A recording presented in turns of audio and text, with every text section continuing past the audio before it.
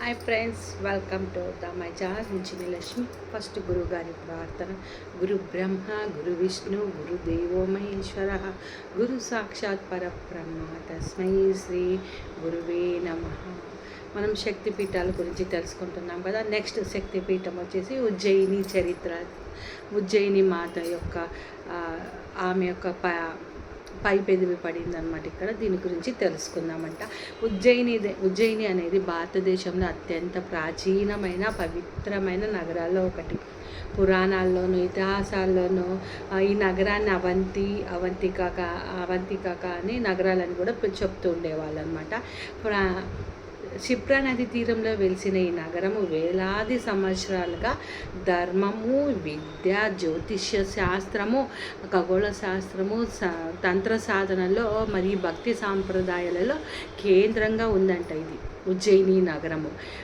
శివుడు ఇక్కడ పురాణాల ప్రకారము శివుడు మహాకాళేశ్వరుడుగా, ఆది పరాశక్తి అరిసిద్ధి మాతగా ఇక్కడ ప్రసిద్ధి చెందింది. అందువలన ఉజ్జయినిని శైవ శాక్త సాంప్రదాయాలకు సంగమ క్షేత్రంగా చెప్తారంట. చరిత్రలో మహారాజు అయినటువంటి విక్రమాదిత్యుడు ఉజ్జయినిని తన రాజధానిగా పాలించాడని సాంప్రదాయం చెప్తున్నది. ఆయన ఆస్థానంలో నవరత్నాలలో మహాకవి కాళిదాసు ఒక్కరని మనకి తెలుసు. సప్తపురిలో ఇది ఎందుకు స్థానంగా వచ్చేసింది అంటే ఇది మోక్షపురిలు అని చెప్పాను కదా. దీంట్లో ఇది ఉజ్జయిని కూడా ఒకటి. మోక్షపురిలు ఎన్నున్న అయోధ్య, మధుర, హరిద్వార్, కాశీ, కాంచీపురము, అవంతిక, ద్వారక ఇవన్నీ ఇవి మోక్షపురిలు అని అంటారనమాట. ఈ క్షేత్రాలలో భక్తితో ధరిస్తే మనకి మోక్షానికి మార్గం కలుగుతుందని చెప్తుంటారు. అందుకోసం అందరూ ఇక్కడికి చాలా అయోధ్యలోన మధురలోని ఈ 7 క్షేత్రాలను చూడడానికి ఇష్టపడుతూ ఉంటారనమాట. 12 సంవత్సరానికి ఈ క్షిప్రా నదిలో ఒకసారి మనకి తెలుసు ఇది జరుగుతుందని, కుంభమేళ జరుగుతుందని అందరూ అక్కడిపై స్నానాలు చేసి వాళ్ళ యొక్క పాపాలను కరిగించుకుంటారు. ఈ స్నానాల్లో సన్యాసులు, భక్తులు చాలామంది ఇక్కడ నదిలో స్నానం చేస్తారంట ఇక్కడ. సో నెక్స్ట్ ఇక్కడ సతీదేవి అవయవం. శక్తిపీఠ ప్రాముఖ్యత ఏమనంటే దక్ష ప్రజాపతి నిర్వహించిన యజ్ఞంలో శివుడిని ఆహ్వానించకపోవడంతో సతీదేవి అవమానాన్ని భరించలేక యోగాగ్నిలో దేహత్యాగం చేస్తుందని మనకి తెలుసు. శివుడు ఆ దుఃఖంలో ఆమెను తన పైన వేసుకొని మోసుకుంటూ తాండవం చేస్తాడనమాట. లోకాల రక్షణ కోసం మహావిష్ణువు తన విష్ణు చక్రంతో ఆ శరీరాన్ని భాగాలుగా చేస్తాడు. ఆ భాగాలు అవి ఖండాలుగా విడిపోయి ఒక్కొక్క చోట పడిందనమాట. ఉజ్జయిని శక్తిపీఠంలో సతీదేవి యొక్క పెదవి ఇక్కడ పడిందని చెప్తారు. సతీదేవి యొక్క పెదవి. సో అందువలనే ఈ క్షేత్రంలో అమ్మవారిని అరిసిద్ధి మాతగా కొలుస్తారంట. పురాణాల ప్రకారం ఒకసారి చంద్రుడు మరియు ప్రచండు అనే రాక్షసులు దేవతలు, ఋషులు తీవ్రంగా బాధించేవాడంట ఈ రాక్షసుడు ప్రచండు అనేవాడు. సో దేవతలందరూ కలిసి పరాశక్తిని ప్రార్థింపక ఆమె ఉగ్రరూపమైన మహాకాళిగా అవతరించింది. తన దివ్యమైన ఆయుధాలతో రాక్షసులను సంవరిస్తూ ధర్మాన్ని స్థాపించింది. దేవతలందరూ ఆమెను స్తుతిస్తారనమాట. అప్పుడు అరస్య సిద్ధిం దదాతి అని శివకార్యాన్ని పూర్తి చేసింది కాబట్టి ఆమెను అలా పిలిచారంట. తర్వాత అది కాలక్రమేణా అరిసిద్ధి మాతగా ప్రసిద్ధి చెందింది. ఈ కారణంగా ఉజ్జయినిలో అరిసిద్ధి మాత అంటే ధైర్యము, విజయము, రక్షణ మరియు ఆధ్యాత్మిక శక్తి ప్రసాదించే దేవశక్తిగా ఆమెను ఇక్కడ చెప్తూ ఉన్నారు. శాక్తశాస్త్రంలో స్థానమేమకు మహాకాళి అంటే కాలాన్ని కూడా అధిగమించే పరాశక్తి. కాలం అంటే సమయము, మరణము, మార్పు. మహాకాళి అంటే కాలానికి అధిపతిగా ఉన్న జగన్మాత అన్నమాట. మహాకాళి అంటే కాలాన్ని అధిగమించినది. తర్వాత కాలం అంటే సమయము, మరణము, మార్పు. మహాకాళి అనే కాలానికే అధిపతిగా ఉన్న జగన్మాత అన్నమాట. ఈమె శాక్త సాంప్రదాయంలో పరాశక్తి అనేక రూపాల్లో ఆరాధించబడుతుంది. వారిలో మహాకాళి ఉగ్ర రూపము, మహాలక్ష్మి పోషణ స్వరూపము, మహాసరస్వతి జ్ఞాన స్వరూపంగా మనం భావిస్తాం. అన్ని చోట్ల అంటే మహాకాళి అంటే ఉగ్రంగా ఉంటుందంటాము. మహాలక్ష్మి అంటే మన కుటుంబాన్ని అంతా పోషణగా చూసుకుంటుంది. సరస్వతి మనకి జ్ఞానాన్ని అందిస్తుంది. మహాకాళి అజ్ఞానము, దయ, అహంకారం, అధర్మాన్ని నాశనం చేసే భక్తునికి ధైర్యము, జ్ఞానము, ఆత్మబలము ప్రసాదించే తల్లిగా ఆరాధించబడుతుంది. ఆమె చేతిలో ఒక ఖడ్గం ఉంటుందంట. ఆ ఖడ్గంతో అజ్ఞానాన్ని తొలగించడానికి, మళ్ళీ త్రిశూలము 3 గుణాలపై ఆధిపత్యాన్ని, అభయహస్తము ఎందుకుంటుందంటే భయాన్ని తొలగించి రక్షణ, వరద హస్తము, అనుగ్రహాన్ని సూచిస్తాయంట ఆమె చేతిలో ఉన్నటువంటి. ఒకటి అజ్ఞానాన్ని తొలగించడానికి ఖడ్గము, త్రిశూలం వచ్చేసి గుణాలపై ఆధిపత్యాన్ని తొలగించటానికి, అభయహస్తము అంటే భయాన్ని తొలగించటానికి ఇవన్నీ ఆమె ఉపయోగిస్తుంది. సో ఈ మాత రూపం మహంకాళి భక్తులపై ధైర్యము, విజయము, ఆధ్యాత్మిక శక్తులు ప్రసాదిస్తుందని ఇక్కడ చరిత్ర మనకి చెప్తూ ఉన్నది. ఇంకా మహాకాళేశ్వర స్వామి గురించి తెలుసుకోవాలంటే, శివుడి గురించి తెలుసుకోవాలంటే జ్యోతిర్లింగాల్లో ఒకటి. ఈ కథనం ప్రకారం జ్యోతిర్లింగము దక్షిణముఖంగా ఉండటం ఇక్కడ ప్రత్యేకంగా ఉంటుంది. అది మనం సపరేట్ సిరీస్ చేసుకున్నప్పుడు అది చెప్పుకుందామంట. ఇక్కడ కాలభైరవ స్వామి కూడా ఉజ్జయినిలో ప్రత్యేకత ఉంది. కాలభైరవుడు అంటే శివుడు, ఉగ్ర రూపంలో అయిన కాలం అంటే సమయం, భైరవ అంటే భయాన్ని తొలగించేవారు. పురాణాల ప్రకారం బ్రహ్మదేవుడు అహంకారాన్ని తొలగించడానికి శివుడు భైరవ రూపాన్ని అవతరింపచేసుకున్నాడంట. భైరవుడు బ్రహ్మ యొక్క 5 తలలను ఖండించి అనంతరము వాటిని కాశీ, ఉజ్జయిని వంటి పవిత్ర క్షేత్రాల్లో వేసి ఉంటాడు. సో అప్పటి నుంచి అక్కడ క్షేత్రపాలుడుగా స్థిరపడ్డాయని కథలు చెప్తూ ఉన్నాయి. ఉజ్జయినిలో కాలభైరవ స్వామి నగర రక్షకుడుగా ఉన్నాడని తెలుసు. హరసిద్ధి మాత, మహాకాళేశ్వరి స్వామి దర్శనంతో పాటు ఈ యాత్రలో కాలభైరవుడి దర్శనం కూడా మనం చేసుకోవచ్చు. మళ్ళీ వచ్చేసి ఇది గైడెడ్ మెడిటేషన్ లాగా చేసుకుందాము. ఫస్ట్ మీరు ఈ ధ్యానం ప్రారంభించే ముందు ఒక సంకల్పం చేసుకుందామంట. ఈ దివ్య ధ్యానం ద్వారా నా మనసు, శరీరము, ప్రాణం మరియు ఆత్మ పరమశక్తితో ఏకమవ్వాలని సంకల్పిస్తున్నాను. మహాకాళేశ్వర స్వామి, హరసిద్ధి మాత, కాలభైరవ స్వామి అనుగ్రహం నాకు లభించుగాక. నిదానంగా కళ్ళు మూసుకోండి, సుఖాసనంలో కూర్చోండి, 2 చేతులను జ్ఞానముద్రలో పెట్టండి. జ్ఞానముద్ర అంటే ఇలా పెట్టుకోవడం జ్ఞానముద్ర. మీ శరీరాన్ని ఫ్రీగా వదిలేసేయండి. Breathe in, breathe out, breathe in, breathe out. ప్రతి శ్వాసలోనూ ఒత్తిడి బయటికి వెళుతున్నట్టుగా అనుభవించండి. లోపలికి శ్వాస వస్తున్నది గమనించండి, బయటికి వెళ్ళటాన్ని గమనించండి. ఆ శ్వాస చల్లగా ఉందా, వెచ్చగా ఉందా గమనించండి. ఈ ముక్కు రంధ్రాల ద్వారా వెళుతున్న శ్వాస అది ఎడమవైపు వస్తున్నదా, కుడివైపు వస్తున్నదా నిదానంగా గమనించండి. ఏ ఆలోచన వచ్చినా దాన్ని పక్కనకు పెట్టి మళ్ళీ శ్వాస పైనే దృష్టి పెట్టండి. ఈ శ్వాస ఎంతో అద్భుతమైన శ్వాస. ఈ శ్వాసలో మనకు ప్రతి నిమిషము మనము ఉన్నాము, ఆత్మతో ఉన్నామనే జ్ఞానం మనకు వస్తుంది.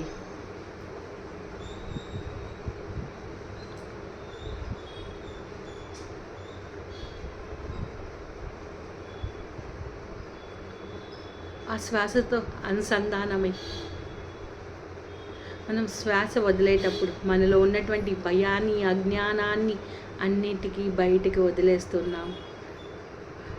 అమ్మవారి యొక్క త్రిశూలము, ఖడ్గము మనలో ఉన్నటువంటి నెగిటివిటీని అంతా మన చుట్టూరా 8 వైపులా నుంచి ఖండించి మనకు రక్షణగా నిలుస్తున్నది. ఆ త్రిశూలంతో మన నెగిటివిటీ కట్ అయినట్లుగా, కట్ చేస్తున్నట్లుగా భావించండి. ఏ సమస్య ఉన్నా, ఏది ఉన్నా అవన్నీ బయటకు వెళ్ళిపోతున్నాయి. అవన్నీ మాత యొక్క ఖడ్గంతో కట్ అయిపోతున్నాయి.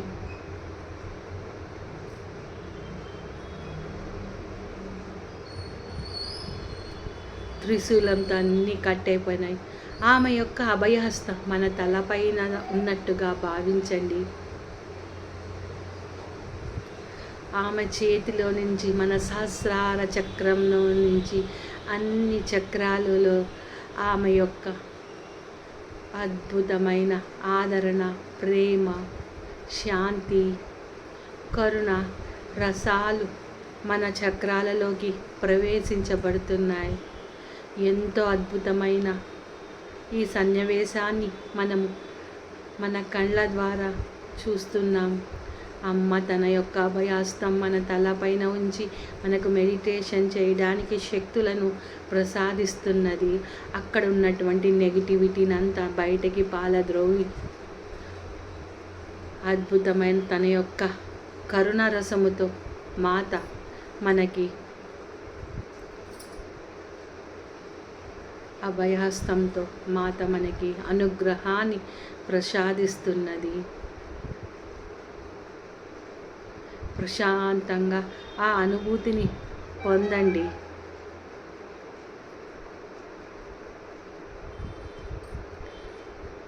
గర్భగుడిలో జ్యోతిర్లింగం దగ్గర శివుడి యొక్క ఆ జ్యోతిర్లింగాన్ని దర్శించండి. ఆ తెల్లని దివ్యకాంతి మీ శరీరమంతా వ్యాపిస్తున్నది.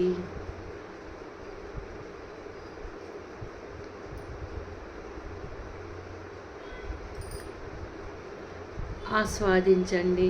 ఇప్పుడు హరసిద్ధి మాతాలయంలో మీరు కూర్చున్నారు. గంటలు మ్రోగుతున్నాయి. అభయహస్తంతో ఆశీర్వదిస్తుంది. ఆమె యొక్క కరుణ మీ హృదయము నిండా నిండిపోయి ఉండది. ఎర్రటి దివ్యకాంతి సింహాసనంపై కూర్చొని ఉన్న ఆమె నుంచి మనకి ఆ దివ్యకాంతి మనపై పడుతున్నది.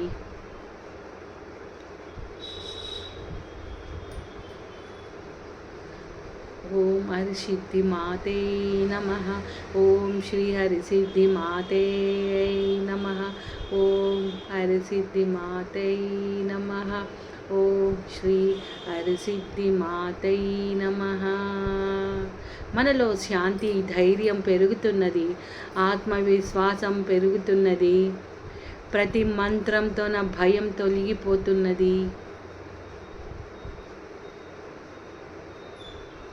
ఇప్పుడు కాలభైరవుని స్వామిని దర్శించుకున్నాం. ఆయన చేతుల్లో త్రిశూలం ప్రకాశిస్తున్నది. అదే మన యొక్క ఆ త్రిశూలంలో మన యొక్క ఇడా పింగళ సుషుమ్నాడులు ప్రవేశిస్తున్నాయి. ఆ త్రిశూలం మన యొక్క ఆ 3 నాడీలను శుద్ధి చేసి ఎనర్జీలను ఇస్తుంది. ఆయన యొక్క ఆ త్రిశూలంతో రక్షణ కవచంగా నిలబడుతున్నది. మీ జీవితంలో ప్రతికూల శక్తులన్నీ తొలగిపోతున్నట్టుగా భావించండి. ఓం కాలభైరవాయై నమః. ఓం కాలభైరవాయై నమః. మహాకాళేశ్వరుని యొక్క శివ తేజస్సు, హరిసిద్ధి మాత కరుణ, కాలభైరవ రక్షణ, ఈ 3 దివ్యశక్తులు మన శరీరంలో ప్రవేశిస్తున్నాయి. మీ శరీరమంతా బంగారు కాంతితో నిండిపోతున్నది. మీ మనసు పూర్తిగా ప్రశాంతంగా ఉన్నది. మీ హృదయం ప్రేమతో నిండిపోయి ఉన్నది. ముగ్గురు మీకు మీ ముందర రైట్ లెఫ్ట్ ముగ్గురు మీకు అనుగ్రహాన్ని ప్రసాదిస్తున్నట్టుగా మీరు మెడిటేషన్ చేయండి. breathe in, breathe out, breathe in, breathe out.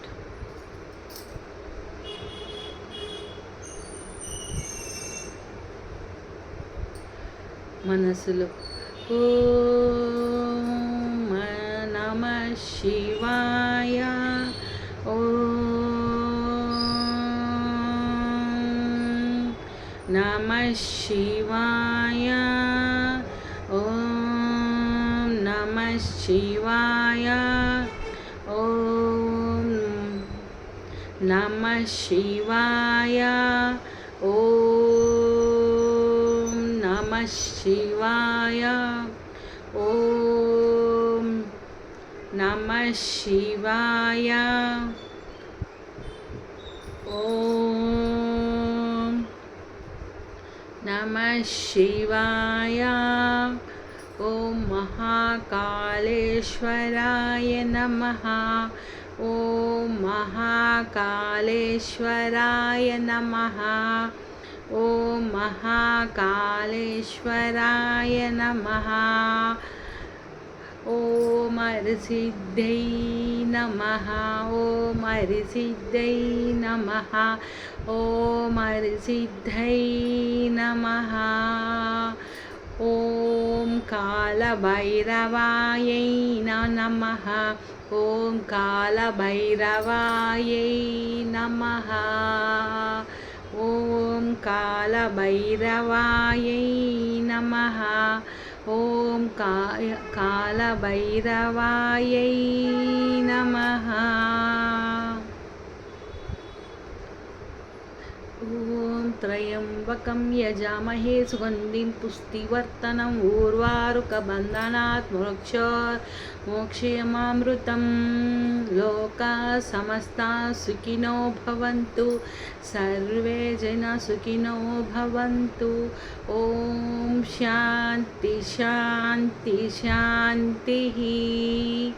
స్లోగా శ్వాస తీసుకోండి, రెండు చేతులు గుండెల పైన ఉంచుకోండి. మహాకాళేశ్వర స్వామి, హరిసిద్ధి మాత, కాళభైరవ స్వామికి కృతజ్ఞతలు తెలియజేస్తూ breathe in, breathe out, breathe in, breathe out.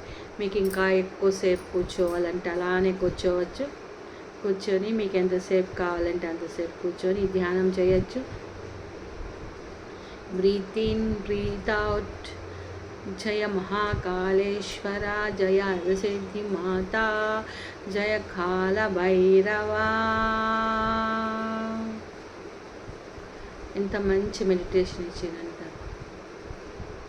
ఆ తల్లికి, తండ్రికి, కాళభైరవుడికి కృతజ్ఞతలు చెప్పుకుంటూ మీరు మీ శరీరంలో అన్నింటినీ ఎనర్జీలను సెటిల్ డౌన్ చేసుకొని నిదానంగా కళ్ళను విప్పుతూ మీ చేతులను చూసుకుంటూ ఆ చేతుల్ని మీకు ఎక్కడెక్కడ ప్రతికూల శక్తులు, అదే నొప్పి కానీ ఏదైనా ఉంటే అక్కడ పెట్టుకోండి. Okay, thank you friends.